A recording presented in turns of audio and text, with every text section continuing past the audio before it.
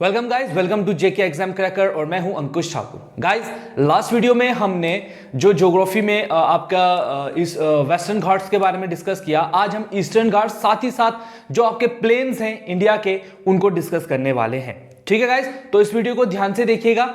ठीक है, और सबसे पहले वीडियो को स्टार्ट करने से पहले आप लोग जो अपने नोट्स कंटिन्यू कर रहे हो तो उनको कंटिन्यू कीजिए। इसका परफेक्ट स्क्रीनशॉट ले सकते हो आप लोग। ठीक है, तो चलिए, आई होप कि स्क्रीनशॉट हो गया हो आपका। तो चलिए स्टार्ट करते हैं गाइस आपका ईस्टर्न घाट्स के बारे में। तो अब जो हम लोग माउंटेन्स को डिस्कस कर रहे थे तो हमने क्या देखा कि जो आपके नॉर्दर्न माउंटेन्स में क्या क्या आता है, आपके पेनिसुलर माउंटेन्स के बारे में पढ़ा, ईस्टर्न घाट्स के बारे में आप आज पढ़ने वाले हो। वेस्टर्न घाट्स हम लास्ट वीडियो में ही डिस्कस कर चुके हैं। तो आज हम स्टार्ट करेंगे आपका ईस्टर्न घाट्स से। तो ईस्टर्न घाट्स में अगर हम जब देखते हैं गाइस, तो ईस्टर्न घाट में जो आपकी हाईएस्ट पीक रहती है that is Jindhagada peak of 1690 meter, ये जो है वो सी लेवल से इसकी हाइट रहती है। गाइस, ईस्टर्न घाट्स के कुछ इंपॉर्टेंट हिल्स हैं जो उसके साथ जुड़े हुए हैं, जिनमें आपका शिवरॉय, जवेदी, नालामाला एंड वेलकोंडा हिल्स जो हैं ये पार्ट रहते हैं आपके ईस्टर्न घाट्स का। ये वो पार्ट्स हैं गाइस, इनके जुड़ने से ही आपके ईस्टर्न घाट जो हैं वो बनते हैं। साथ ही साथ गाइस, जो ईस्टर्न घाट्स में हमारे पास दूसरी जो माउंटेन्स रेंजेस हैं, जिसमें आपका एक और आप पढ़ोगे नीलगिरी हिल्स के बारे में, या हम उनको ब्लू माउंटेन्स भी कहते हैं। क्या है ये, इनके बारे में पढ़ते हैं। Situated at the junction of Karnataka, कहां पर पाए जाते हैं ये?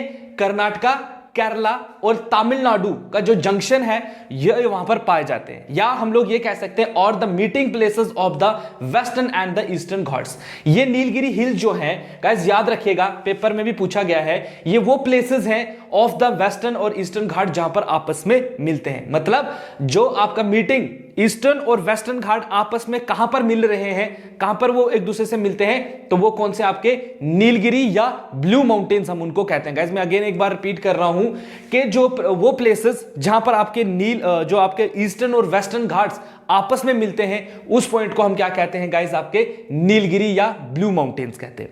और ये जंक्शन भी है, सिचुएटेड एट द जंक्शन भी कह सकते हो आप। एक 3 स्टेट्स का जंक्शन भी है ये, जहां पर 3 स्टेट्स भी मिलती हैं आपकी। वो कौन कौन सी है? केरला, कर्नाटका और तमिलनाडु।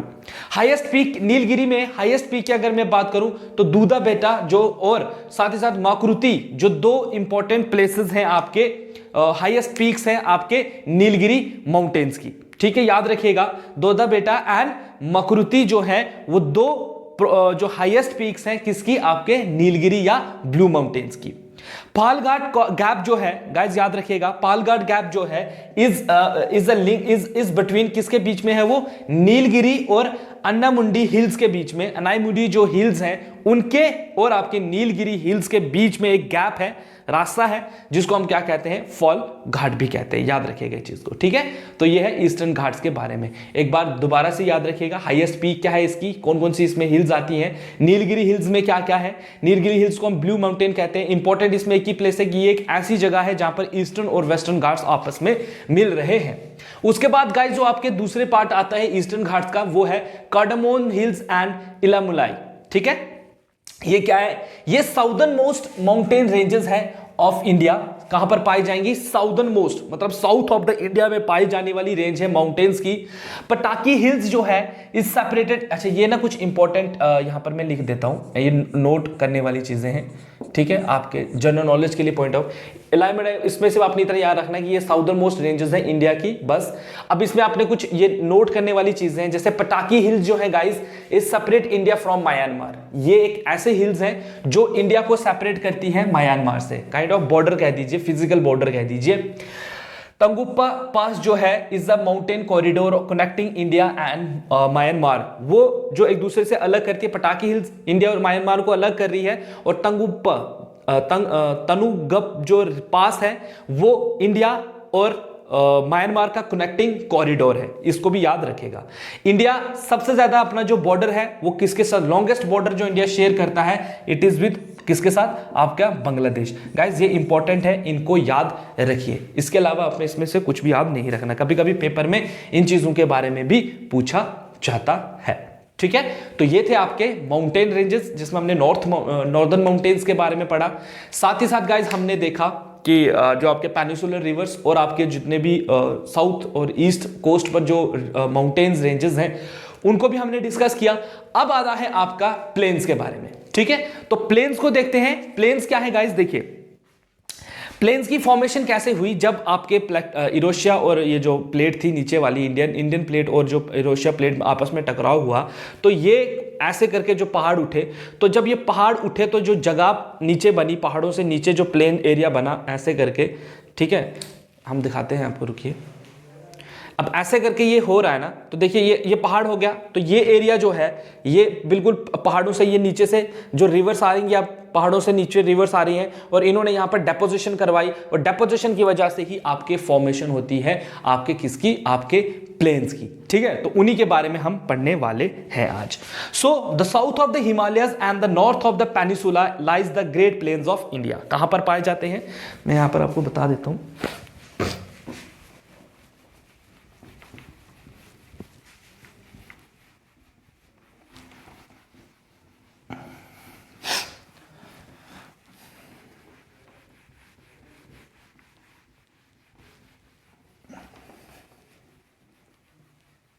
देखिए क्या कह रहा है, the south of the Himalayas. अब ये आपके हिमालयस है, ठीक है, ये क्या है, आपके पहाड़ है, हिमालयस है, और इनके साउथ में मतलब यहां पर ये कुछ ऐसे करके एक्सटेंशन है इनकी गाइस, याद रखिएगा, ऐसे करके ये फैले हुए हैं इंडिया में प्लेन्स आपके, ठीक है। सो ऐसे करके प्लेन्स आले हुए हैं and north of the peninsula, और यहां से नीचे पेनिसुला है आपका, ऐसे करके नीचे है, ठीक है ना। तो ऐसे करके ये पहाड़ जो हैं वो फैले हुए हैं, पहाड़ कह रहा हूं, प्लेन जो हैं वो इंडिया के पाए गए हैं of the north India, formed by depositional work of 3 major river system.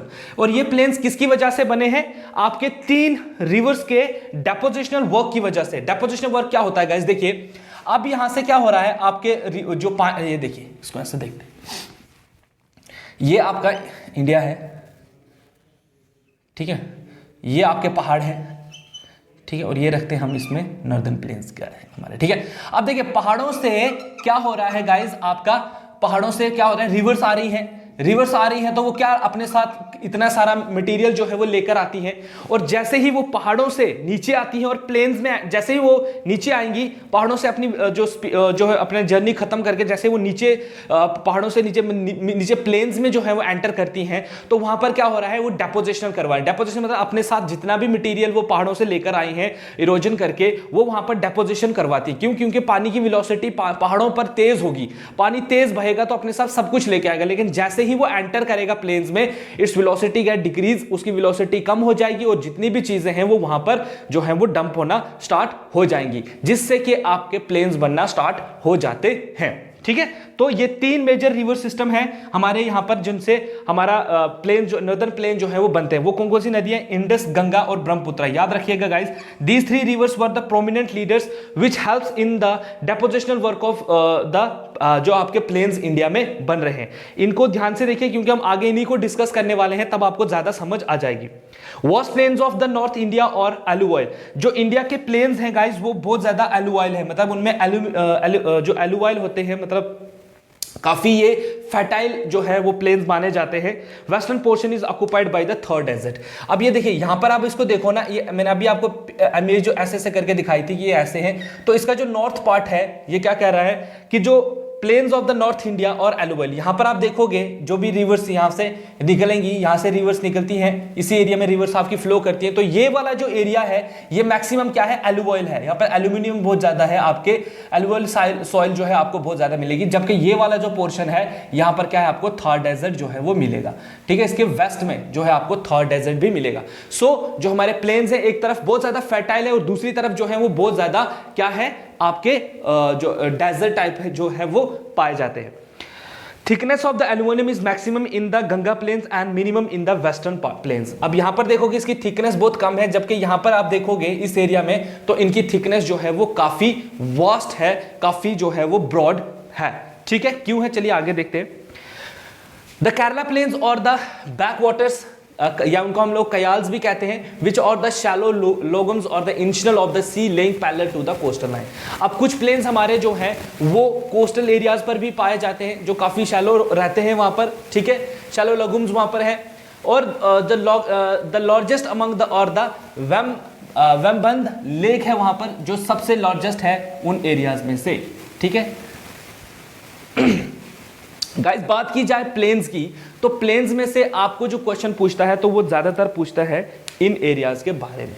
जैसे हम लोग कहते हैं कि हमने जो इंडिया का जो प्लेन्स हैं इंडिया के, उनको हमने डिवाइड किया हुआ है बहुत सारे मतलब 4 मेजर पार्ट्स में।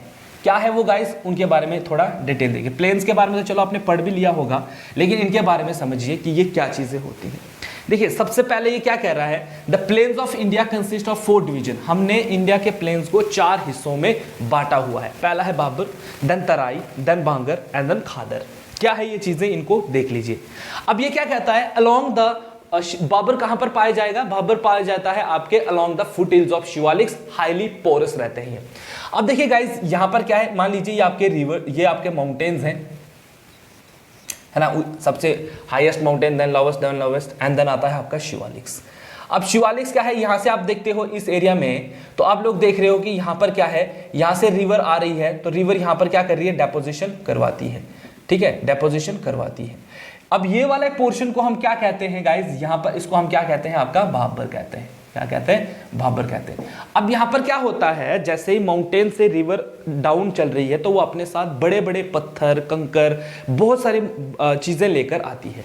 तो वो जैसे ही इस एरिया में पहुंचती है तो वो यहां पर क्या करवा रही है, डेपोजिशन करवा रही है बड़े बड़े पत्थरों का। आपने देखा होगा बहुत सारे नदी, अगर आप नगरोटा वाली साइड चले जाओ, इस तरफ जो भी आपको जो पिकनिक स्पॉट है, जहां से झज्जर कोटली वगैरह, आप देखोगे वहां पर नदी के साइड में ऐसे नदी रहती है और उसके साइड में बड़े बड़े पत्थर आपको दिखते हैं, बीच में इधर उधर बड़े बड़े पत्थर जो हैं वो देखने को मिलते हैं। वो कैसे होता है गाइस, वो पत्थर कहां से आते हैं, वो उन्हीं पहाड़ों से जो है रोल डाउन करके पानी के साथ रोल होते होते जो प्लेन्स में आते हैं। तो प्लेन्स में वो चल नहीं सकते क्योंकि भारी है, पानी उनको पुश नहीं कर सकता है। तो उससे क्या होता है, वो लोग एक जगह पर डेपोजिशन करवाना, उनकी डेपोजिशन जो है वो स्टार्ट हो जाती है। ठीक है, तो ये वो वाला पार्ट होता है जहां पर बड़े बड़े पत्थर आपको दिखेंगे नदी के आजू बाजू में। अब यहां पर क्या होता है गाइस, यहां पर एक चीज और भी होती है, यहां पर जितने भी रिवर होते हैं या जो स्ट्रीम्स होती हैं वो डिसअपीयर हो जाती हैं। क्या हो जाती हैं, डिसअपीयर हो जाती हैं। क्यों हो जाती हैं, क्योंकि बड़े बड़े पत्थर हैं। अब ऐसे करके ये बेल्ट है, ठीक है, ऐसे करके, ठीक है, तो इसमें क्या होता है, बड़े बड़े पत्थर हैं, तो हमें दिखता तो है कि पानी है, लेकिन वो पानी इनके बीच में फ्लो कर रहा होता है ना, इनके बीच में फ्लो कर रहा होता है, डिवाइड हो गया होता है। और यहां पर मैक्सिमम जो रिवर्स होते हैं गाइस, इस पोर्शन में आके क्या हो जाते हैं, डिसअपीयर हो जाते हैं। क्यों, क्योंकि बड़े बड़े पत्थर हैं, उनके बीच में से पानी को निकलना है, इसकी वजह से वहां पर रिवर जो है वो डिसअपीयर हो जाते हैं। ठीक है ना। उसके बाद आता है आपका नेक्स्ट आता है तराई रीजन। तराई रीजन कहां पर है, तराई रीजन थोड़ा सा इसके आगे ही मिलेगा आपको। यहां पर भी थोड़ी सी डेपोजिशन होती है, देखिए यहां पर मैंने लिखा भी है, reemergence of stream, zone of excessive dampness यहां पर भी होती है। यहां पर क्या होता है गाइस, यहां से भी रिवर फ्लो करेगी, तो इस एरिया में क्या होता है, जैसे इस एरिया में पहुंचती है तो पानी क्या होता है, यहां पर पत्थरों के बीच में से निकलकर जब इस एरिया में होता है तो ये थोड़ा स्वैम्पी एरिया होता है। ठीक है, स्वैम्पी, जिसको हम दलदल काइंड ऑफ कह सकते हो, है ना। तो ये थोड़ा दलदले इलाका हो जाता है, क्योंकि यहां पानी निकलेगा तो पानी को फ्लो करने के लिए रास्ता नहीं मिलेगा, तो वो फैलता है पानी, तो फैलता है तो उससे क्या हो जाता है, आपके दलदल बनना जो है वो स्टार्ट हो जाते हैं। ठीक है ना, तो इसको हम क्या है, थोड़ा स्वैम्पी एरिया हो जाता है। तराई रीजन को हम तभी तराई रीजन ही कहते हैं। तराई मतलब एक किस्म का वहां पर क्या होता है, दलदली इलाका जो है वो होता है। बात की जाए तराई एरिया की, तो ये काफी जो है इसमें वाटर, अबंडेंट वाटर होगा यहां पर। अबंडेंट वाटर मींस यहां पर क्या होगा, अबंडेंट वाटर का मतलब है कि यहां पर रिच इन वेजिटेशन भी, ये काफी वेजिटेशन वाइज भी ये काफी रिच होगा, एंड वाइल्ड लाइफ भी जो है यहाँ पर काफी ज्यादा इंक्रीज होगी, है ना। क्योंकि तराई रीजन है, यहाँ फॉरेस्ट जो है वो काफी हाई, मतलब जो है डेंसली फॉरेस्ट एरिया ये होता है। और क्योंकि पानी है, पानी पर फॉरेस्ट तो बनेगा ही, तो फॉरेस्ट एरिया काफी डेंसली पॉपुलेटेड है यहाँ पर, और यहाँ पर वेजिटेशन भी काफी हाई होगा, साथ ही साथ यहाँ पर वाइल्ड लाइफ भी जो है वो काफी इंक्रीज होगा। ठीक है, समझ आ गई। पहला पोर्शन आपका आएगा जहां पर बड़े बड़े पत्थर, भाबर मतलब रखो आप, याद रखो बड़े पत्थर, ऐसे याद रखिए, बड़े बड़े पत्थर जब एक जगह पे डिपॉजिट हो रहे हैं तो उसको हम भाबर कह रहे हैं। देन वी कम्स अनदर, आगे अगर हम तराई रीजन में आते हैं जहां पर अब देखो यहां पर मैंने लिखा भी हुआ है कि Bhabar along the foothills of Shivaliks highly porous, porous means पत्थर जो है वहां पर काफी होंगे, बड़े पत्थर। और री एमरजेंस ऑफ स्ट्रीम्स होती हैं तराई रीजन में, वही स्ट्रीम जो यहां पर गायब हो गई होंगी वो यहां पर निकलेंगी। एंड और जोन ऑफ एक्सेसिव डंपनेस जो भी यहां पर काफी ज्यादा होती है, ठीक है। उसके बाद आता आपका गाइस बांगर और आपके खादर, इन दोनों को एक साथ समझेंगे। अब देखिए इसमें क्या होता है।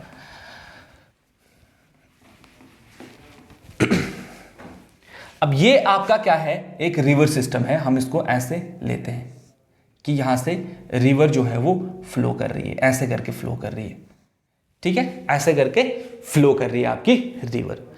अब क्या होता है कि मान लीजिए रिवर्स में कभी जो है वो फ्लड आ गया, क्या आ गया, फ्लड आ गया, ठीक है। तो फ्लड में क्या होगा, ये पूरा का पूरा ऐसे ऐसे पूरा बहेगा ना, इसमें पूरा पानी बहेगा, फिर वो कुछ टाइम के बाद फिर वो वापस आ जाएगी, फिर साल के बाद अगर फिर फ्लड आएगा तो वो फिर एरिया को एक्सपैंड करेगी, है ना, तो अपने साथ पत्थर शत्थर जो है वो लेकर आएगी, ठीक है। सो अब देखिए ये क्या कह रहा है कि बांगर जो होता है वो ओल्डर एल्यूमिनियम ऑफ प्लेन्स होता है, studded with the calcareous formation called kankar. अब ये वाला जो पोर्शन है गाइस आपका, इसको हम क्या कहते हैं, इसको हम कहते हैं बांगर। बांगर का मतलब सिंपल आप याद रखिए, जो आपके घरों में भंगार होता है ना, जो बेकार चीजें होती हैं, तो आप उसको क्या कहते हो, भंगार, मतलब ओल्ड होता है, पुराना होता है, तो इसको हम क्या कहते हैं, ओल्ड एल्यूमिनियम सॉइल कहते हैं, ओल्ड एल्यूमिनियम सॉइल, ठीक है। ये पुराना है, ये कभी बना होगा, ठीक है। यहां पर देख रहे होंगे आप, ऐसे आपने नदी के किनारे जाओ आप, तो आप देखोगे नदी ने एक रास्ता बनाया होता है फ्लो होने का, और उसी के बीच में अगर आप देखोगे तो ऐसे स्टेप्स बने होते हैं, बीच में नदी फ्लो रही, और ये जो एरिया है ऐसे करके, उसको हम कहते हैं गाइज आपका क्या, बांगर, ठीक है। बांगर मतलब ओल्ड है, वो पुराना है, किसी टाइम पर वहां से नदी बहा करती थी, फ्लड आया था, या कभी नदी जो है, आपको पता है नदी अपना कोर्स जो है वो बदलती रहती है, इरोजन होती रहती है, तो नदी अपना रास्ता चेंज करती है। तो ये वो वाला एरिया जहां पर कभी पहले नदी जो है वो बहा करती होगी, और साथ ही साथ वो उस एरिया में क्या होता है गाइज, आपको क्या मिलेगा, कैलक्रेशियस फॉर्मेशन, मतलब कंकर टाइप पत्थर आपको यहां पर मिलेंगे, मिट्टी और छोटे छोटे पत्थर जो है आपको मिलेंगे, कुछ हार्ड होंगे, कुछ सॉफ्ट होंगे, जिनसे प्रेस कर दोगे टूट जाएंगे, कुछ आपको सख्त वाले मिलेंगे। तो ये वो वाला एरिया होता है आपका, ठीक है ना। मतलब यहां से नदी, देखो यहां से नदी बह रही है ना, ये नदी का कोर्स है, तो ये वाला जो एरिया है इसको हम क्या कहेंगे, आपका बांगर। और ये क्या होता है, ओल्ड एल्यूमिनियम प्लेन्स है, स्टड विद कैलक्रेशियस, यहां पर आपको मतलब इसकी फॉर्मेशन क्या कह रहा है, कंकर वगैरह जो है आपको यहां पर देखने को मिलेंगे। अब यहां पर देखिए ये वाला जो एरिया है इसको हम क्या कहेंगे, आपका खादर पार्ट कहेंगे। क्या कहेंगे, खादर पार्ट कहेंगे। खादर क्यों कहेंगे, अब देखते हैं क्यों कहेंगे। देखिए अब देखिए कि यहां से नदी फ्लो कर रही है ना, नदी फ्लो कर रही है, तो अब एक टाइम आ गया कि यहां पर बाढ़ आ गई, तो बाढ़ आ गई तो नदी अपना जो एरिया है वो फिर से बढ़ा देगी, मतलब यहां तक नदी जो है वो चली जाएगी, है ना, यहां तक नदी जो है चली जाएगी, मतलब यहां तक नदी ने क्या किया, अपना एरिया जो है वो बढ़ा दिया। जब मतलब फ्लड आता है तो आप देखते ही है, उसके बाद जब फ्लड खत्म हो गया तो नदी फिर से वापस अपनी जगह पे आ जाएगी, फिर से ऐसे ऐसे करके ही फ्लो करेगी, है ना। तो ये जो एरिया बना हमारे पास, ये जो एरिया फिर से नदी इसने और इसके बीच में जो इधर बना, इसको हम क्या कहते हैं गाइस, आपका खादर कहते हैं, जिसको देखो यहां पे मैंने लिखा हुआ है, new alluvium and forms the foot plains along the river bank. ये क्या होता है, एकदम रिवर बैंक पर आपको देखने को मिलेंगे, जिसमें क्या होता है, ये जो एरिया है ये हर साल जो है गाइस क्या होता है, फ्लड की वजह से इसमें जो है दोबारा से ये एरिया जो है बनता है। एक बार आप देखोगे इसमें इस एरिया में क्या होता है, जो आपके फ्लड्स होते हैं, फ्लड की वजह से ये एरिया जो है हर साल जो है खुद को क्या कहेंगे उसको हम लोग, दोबारा से खुद को मतलब एग्रीकल्चरली पॉइंट ऑफ व्यू से हम कहें तो ये दोबारा ही खुद को फर्टाइल बनाता रहता है। हर साल जो है इसमें फ्लड्स आएंगे, या एक साल नहीं आएगा, 2 साल 3 साल 4 साल के बाद फ्लड आएंगे, ये एरिया जो है हर साल जो है वो चेंज होता रहेगा। तो ये हर साल जो है यहाँ की प्लेन्स जो है, यहाँ पर एल्यूमिनियम जो है वो रिच रहता है, क्योंकि ये चेंज होता रहता है ड्यू टू फ्लड की वजह से, ठीक है ना। तो इस तरीके से आपके डिवीजन की गई है आपके नॉर्दर्न प्लेन्स के बारे में, या आप जितने इंडिया में जो प्लेन्स हैं उनको ऐसे जो है वो डिवाइड कर दिया गया है, ठीक है गाइस। आई होप कि आज की वीडियो आपको समझ आई हो। प्लेन्स के बारे में सिंपल आपने याद रखना है कि इनके स्ट्रेच देखिए कितने में फैले हुए हैं ये, साथ ही साथ हमने देखा कि ये इसके डिविजन्स जो मेन इंपॉर्टेंट इसकी डिवीजन है वो हमने देखी, कैसे कैसे ये अब आपको पूछ सकता है कि बताइए जो बाबर है उसमें हाईली वो कैसा होता है, वहां पर क्या होता है, कैलकुलेशियस होता है या कैसा होता है वो, है ना, वहां पर डेपोजिशन किस चीज की होगी। तो ये चीजें आपने आराम से इनको समझना है, ठीक है। जब आपका टेस्ट सीरीज स्टार्ट होगी तो वहां पर ये चीजें आपको काफी ज्यादा हेल्प करेंगी, ठीक है। कंसेप्ट रखिए हर चीज का, आपको पता होना चाहिए कि क्या चीज क्या कह रही है। साथ ही साथ आज हमने आपके जो माउंटेन्स हैं वो कंप्लीट ओवर कर दिए, प्लेन जो आपके इंडिया थे वो खत्म होते हैं। अब हम जो भी आपका सिलेबस नेक्स्ट रहता है उसको एज सून एज पॉसिबल कर रहे हैं हम लोग खत्म करने के लिए। सो गाइस, नेक्स्ट आज की वीडियो में इतना ही। नेक्स्ट वीडियो में हम लोग कुछ और इंटरेस्टिंग फैक्ट्स लेकर आएंगे ज्योग्राफी के, आपके जो पेपर का जो सिलेबस है उसमें ले। तब तक के लिए आप लोग अपनी स्टडी को जारी रखिए, जो भी हम लोग आपको प्रोवाइड कर रहे हैं मटेरियल उनको देखिए। अगर आप टेस्ट देना चाहते हैं तो आप अगेन हमारे जो जेके एग्जाम क्रैकर करके जो ऐप है उसको डाउनलोड कीजिए प्ले स्टोर से, जहां पर हम आपको फ्री मॉक टेस्ट जो है वो प्रोवाइड कर रहे हैं। टेस्ट दीजिए ताकि आपको अपनी जो है स्टडी का पता चल सके कि आप कितनी खुद की तैयारी कर चुके हो या कितनी आपकी अभी बाकी रहती है। साथ ही साथ अगर आप कोई कोर्स लेना चाहते हो तो वहां पर हमारे कोर्सेज है जिन पे अभी डिस्काउंट्स भी चल रहे हैं, तो आप वो भी ले सकते हो, ठीक है गाइस। तो जो है अगर आपको कोई भी आपकी क्वेरी है रिगार्डिंग एनी टॉपिक, आप हमें कमेंट सेक्शन में बता सकते हो, या हमें पर्सनली हमारे जो ऑफिशियल नंबर है वो जो हमारे लिंक में दिया गया है उसको आप उस पर आप कॉल कर सकते हो, हमें बता सकते हो अपने क्वेरीज के बारे में। तो जो फर्दर वीडियोस है गाइस, स्टे ट्यून्ड विद, तब तक के लिए stay tuned with JK exam cracker and have a nice day. Thank you so much guys.